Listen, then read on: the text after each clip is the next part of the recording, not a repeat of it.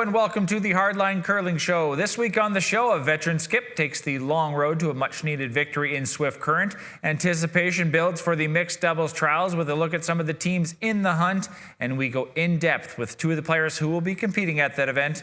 The holidays are here and our stocking is stuffed, so let's get started.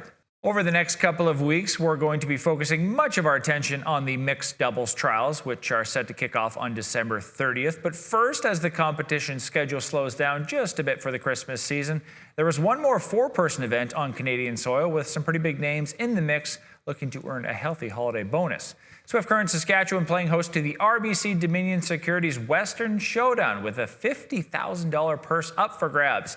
It's been a tough start to the season for Kevin Cooey's team from Calgary, missing the playoffs in 5 of 8 events since the departure of second Jacques Gauthier in September. But Team Cooey, which includes third Aaron Sluchinski, second Tyler Tardy, and lead Carrick Martin, got some of its mojo back in Speedy Creek. It didn't come easy, though, as they qualified for the men's final through the C event after losses to John Epping and Rylan Kleiter in the qualifying round. But Team Cooey getting on a roll when it mattered most, avenging the losses to Team Epping in the quarterfinals before knocking off Brent Pierce in the semis. That set up a familiar showdown in the final with Brad Jacobs, whose team has played extremely well this season, sitting top 5 in the world rankings. With so much experience on both sides, it was a case of who would blink first, and in the 5th end, that was Team Jacobs. A pair of misses early in the end set up a crowded house, giving Cooey a hit for 4 with the hammer, and the 2-time world champion made no mistake, turning a 3-2 deficit into a 6-3 lead. Team Jacobs would fight back with 2 in the 6th and a steal in the 7th to tie the score, but that meant Cooey had last rock coming home. Needing a draw to the 4-foot against 3, the shot initially looked wide, but sometimes you need a little luck, and it got just enough of a tick off Jacobs' rock to score the winning point. So Cooey, Sluchinski, Tardy, and Martin get a big win that vaults them back into the top 20 in the world rankings, and they cash in to the tune of $13,000.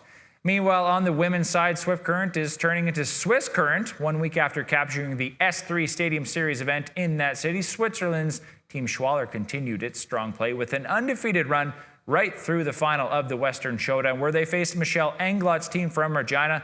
The young Swiss squad, who are the reigning world junior champions and just graduated from the junior ranks this year, stumbled a bit out of the gate, giving up steals in each of the first 2 ends. After trading singles, Schwaller would hit and stick to score 3 and grab a 1-point lead in the 5th. But Team Englot bounced back, retaking the lead with a deuce in 6th, then capitalizing on a missed blank attempt by Schwaller in the 7th to go up 6-4. However, the Swiss skip would get the hammer in 8th, and she had a run back for the win, but she could only score 2, sending the game to an extra end. And in that end, Team Englot 4th, Stephanie Schmidt, needing a piece of the button with her final draw to win it, but she would crash on the guard, and Schwaller would steal the victory in the seesaw battle, earning $15,000 in the process. Keep an eye on this team. They are now 8th in the women's world rankings. With the competition schedule now winding down for a couple of weeks, the focus in Canada is now firmly on the upcoming mixed doubles trials, which open December 30th in Liverpool, Nova Scotia. Last week, we learned the full 16-team field that will be competing for the chance to wear the Maple Leaf at the 2026 Winter Games in Italy. And over the next couple of episodes, we're taking a closer look at all 16 teams, starting this week with the first 6. Kadriana and Colton Lott have been one of Canada's top pairs for a few years now. They are the reigning national champions, and thanks to their playoff appearance at Worlds, Canada is currently 5th in the mixed doubles rankings. With their trials berth already secured by virtue of that win at Nationals, Team Lott didn't need to play in any of the qualifiers this season. In fact, they've only played 1 mixed doubles event, and as a result, they haven't earned many rankings points. They're currently ranked 19th in the country, but don't be fooled by that number. They're among the top contenders at the trials. The top-ranked duo in Canada and number 5 in the world is Laura Walker and Kirk Muyres. They'll be the number 1 seed at the trials. The 2018 world bronze medalists were the runners-up to Lott and Lott at the last national championship. And stick around because Laura Walker will be joining us here on the show in a few moments. And just like the Lotts, the next team is a pair off the ice as well. And like the Lotts, Jocelyn Peterman and Brett Gallant had their trials berth locked up months ago and thus haven't played in many mixed doubles events this season, leading to a deceptively low ranking. But the 2019 World Silver medalists have already proven themselves to be a dangerous duo. They did win the final qualifier event for the mixed doubles trials in Banff. Meanwhile, Nancy Martin has finished second at the national championships twice, including in 2019 when she lost in the final to Peterman and Gallant. That was alongside partner Caitlin Schneider, but Martin has since reunited with Steve Laycock, who is her teammate in 2018. The pair have earned a trio of top 3 finishes this season and are currently the number 2 ranked pair in Canada and number 7 in the world. Next up is a married couple with a long history of success in the 4-person game. Arguably the greatest women's curler in Canadian history, maybe of all time, Jennifer Jones has 6 Scotties titles and 2 world championships to her name. And she's also got an Olympic gold medal from the 2014 Games in Sochi. And now she's looking for a mixed doubles gold to match alongside her husband, Brent Lang, who has 3 Brier titles and 3 world championships of his own, but he's missing that Olympic medal after finishing 4th in 2018. Together, the pair claimed the Canadian mixed doubles crown in 2023, defeating Peterman and Gallant in the final before going on to a 4th place finish at Worlds. Rounding out part 1 of our team previews is the duo of Team Tran and Rylan Kleiter. They earned their spot by winning another event as they claimed victory at the first of 3 direct entry qualifiers that took place earlier this season. Their run to the title included wins over Jones and Lang in the quarterfinals and another trials team, Lisa Weigel and John Epping, in the final. While Kleiter's mixed doubles resume is relatively short, Tran has a bronze medal from the 2023 National Championship when she was paired up with Aaron Sluchinski. There you have it, the first 6 teams that'll be at the trials. We'll introduce you to the rest of the field next week. And that's a great segue into our first guest. He's been on the World Tour and the Grand Slam circuit for several years now and is one of the top young skips in the men's game with the 2019 World Junior Championship to prove it. His 4-person team captured the Grand Slam Hearing Life Tour Challenge Tier 2 title earlier this season. Now he's looking to make some noise in mixed doubles. Rylan Kleiter, welcome to the show. Hey, thanks for having me. So how's the season been going so far for you? It's been off to a pretty good start. We're working hard, definitely practicing lots and just continuing to work on our craft. How much of a relief was it to get into the automatic or sort of the qualifier, having that automatic berth earlier? Yeah, definitely. It's a big plus that we're looking forward to in the new year to get into that and get that going. Did that have any impact on your schedule and how you sort of balance things? No, we sort of pre-planned to play in each of the trials qualifiers just to sort of prep up and get a few events under our belts heading into the trials there. Okay. How do you balance your men's team, your 4-person team, and then your mixed doubles? How do you balance both of them at the same time? Yeah, it's definitely been a lot. I've been on the go almost every weekend with the odd weekend off here and there, but it's busy, but it's a nice change up from skipping. I get to move around a little bit more and be more of an athlete out there. So is the game different at all in terms of, like, obviously the strategy, a little bit of the strategy, but is the game really different, or does it just come down to making your shot at the right time and then doing your part sweeping and calling?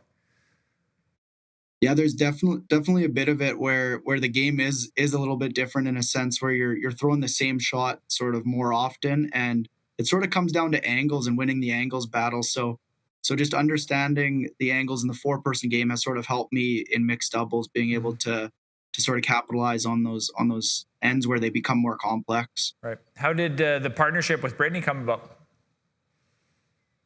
Yeah, we chatted in the summertime. We both curled at a lot of the similar events over the past few years and sort of knew of each other and knew we were both really good curlers who have similar goals in mind. So it just sort of started from there. We had a few discussions and a couple practices, and then we were on our way. What sort of led you into deciding to play mixed doubles, and had you played much prior to this year? Yeah, I played with my little sister actually for quite a while, Madison Kleiter. We had a good run last year at the mixed doubles Canadians. We ended up fourth place there, and throughout the years we've just been playing together in provincials and a few events around around Saskatchewan, and we've just been building. And I really enjoy the game. It's fast paced and really fun.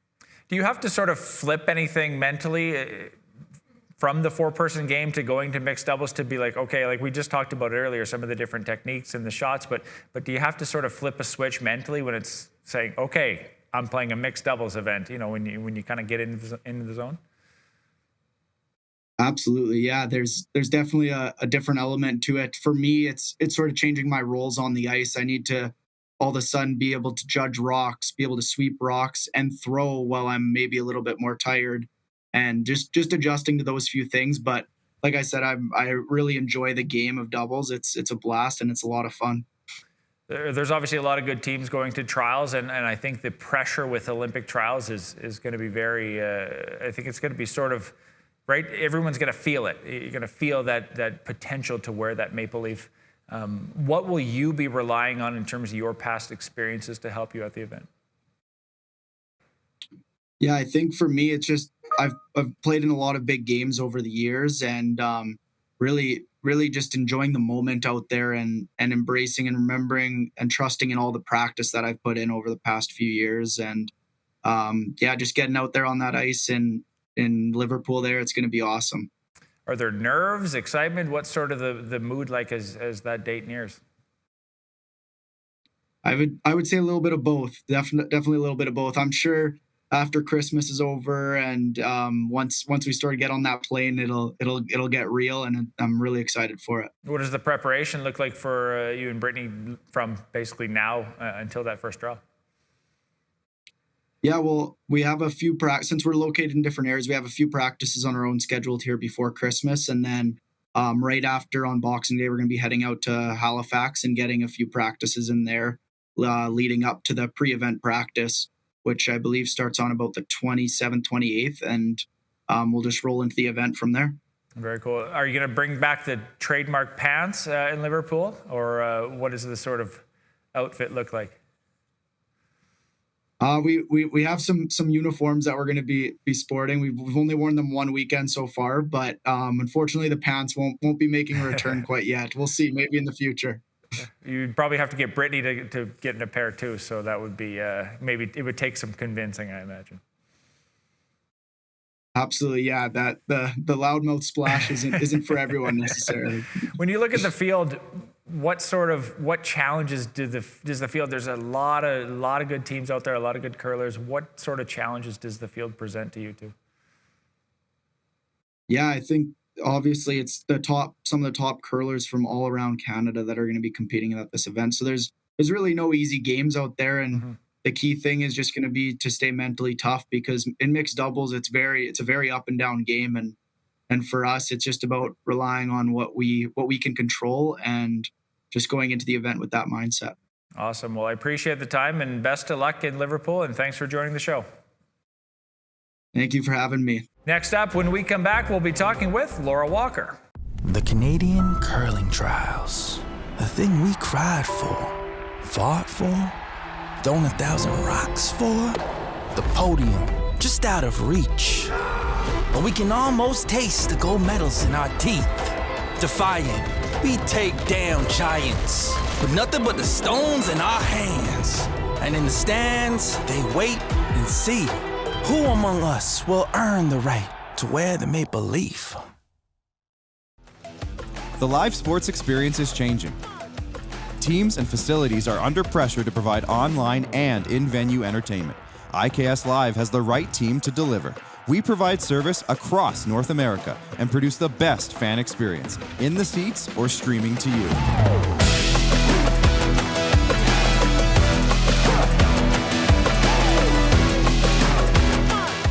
IKS Live continues to bring you the best seat in the house. Curling means so much to our family. Obviously, it's a big part of our life. Weight's good. Isabella always says that she wants to be an Olympic champion curler when she grows up, which just melts my heart. But it also has shown them that if you work hard, anything is possible. If I was to ask them if they wanted to chase a dream, they believe that anything is possible as long as they put the work in, and it's because of watching us on the ice. Everest is here to support you in the moments that matter. Learn how at everestfuneral.ca.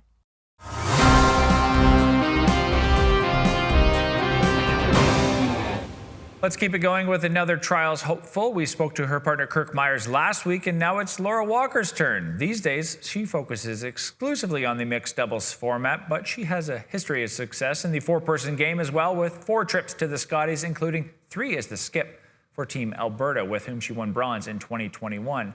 With Muyres, she won the 2018 National Mixed Doubles title, and the pair has been one of the country's top pairs ever since. Laura, welcome to the Hardline. Thanks for having me. So it's hard to believe that you and Kirk, since you've been playing together for so long, this will actually be your first trials. What do you make of that? Yeah, it's obviously too bad what happened the last time around. At the last minute, we weren't able to go to the trials, but we played in countless Canadians together and traveled overseas for some World Cups and the World Championships. So we've played in some big events, and this is just another one of those. Does that sort of disappointment, I don't want to bring up a bad memory, but does that disappointment make you almost more excited for this time around and getting that opportunity and trying to leave your mark this time?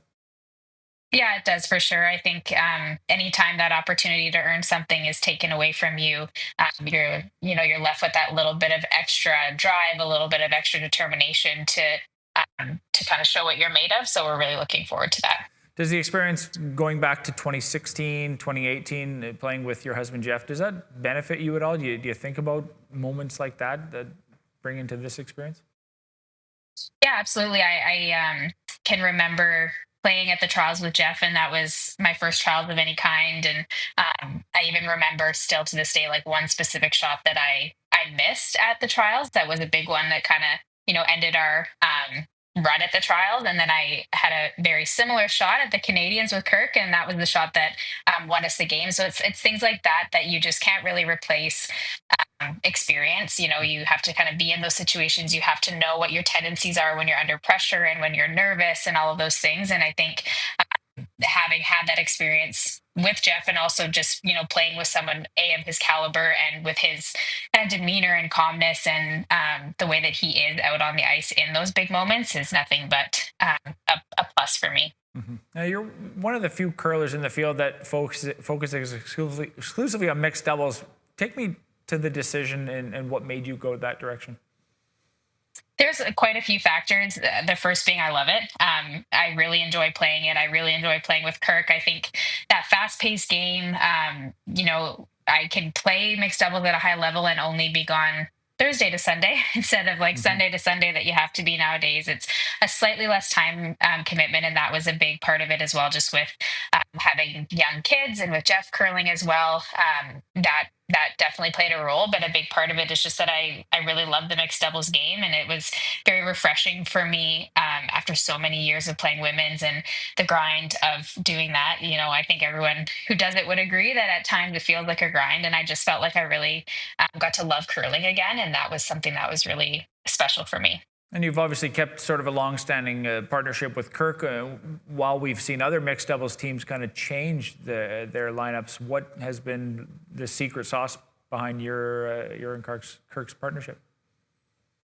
I think I have the best teammate in the world personally, and I think that watching us, a lot of people would probably agree with that.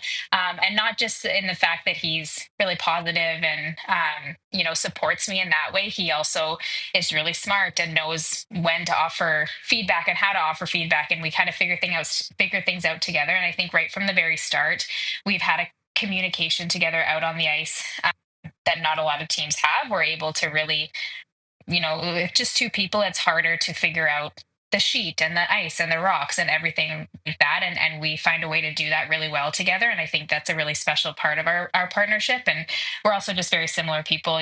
We're both very introverted. We both like to have our alone time in our hotel rooms. We're both mortgage brokers. Like, we have a lot of things in common that make it easy to spend time together off the ice as well. Mm-hmm. Well, obviously the chemistry is there. How has your maybe approach or philosophy evolved over the last 6 years together? I think we've had to work a lot harder at finding ways to move the yardstick. I think in the early years of any team and any partnership like that, it's, you're learning so much at the beginning. It's like, we can do this better, we can do this better. And I feel like we've gotten to a place where we've really fine-tuned how we do things.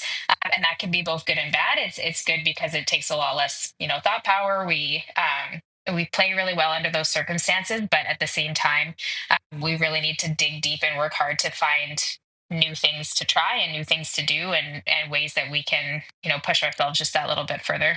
Has the game itself, the mixed doubles game, changed a lot since you guys, even going back to 2018? I think it has. Yeah, I think unfortunately for us, I think everyone's way better.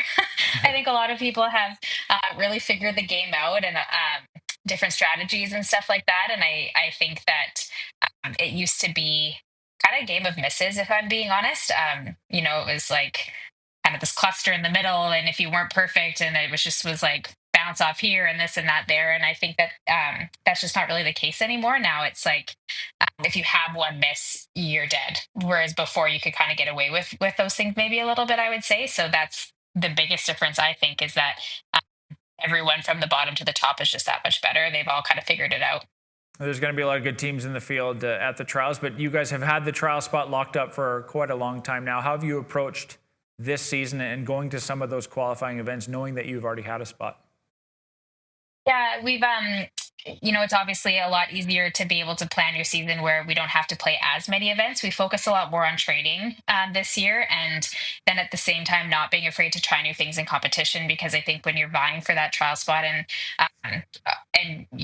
every event is so important in that respect, it can be a little bit scary to try a new strategy or do something different in fear that it won't work.